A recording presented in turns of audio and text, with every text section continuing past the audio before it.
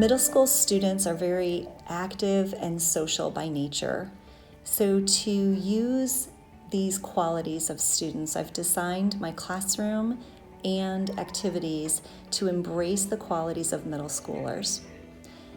Taking advantage of our small class sizes, I'm able to organize the classroom into small group work. Best practices of challenging students with rigor and quality tasks may be met during teacher time, where a small group of students will work directly with me. Other students at that time may be practicing important math skills, such as computing with negative integers, a skill that everybody needs to learn. Then there could be another group working on problem solving.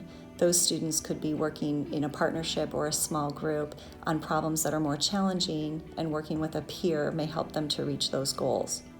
By personalizing this work, I'm better able to meet student needs. Another important part of middle school students' activities are connections to the real world. Students will often ask, why do I need this? When will I ever use this? And a couple of activities come to mind that we've included this year. Sports includes a lot of mathematics, so we took the children outside to play cornhole.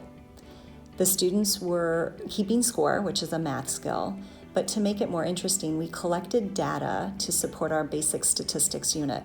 Students measured the distances of their tosses, which is a measuring skill, and then had to calculate averages of their tosses.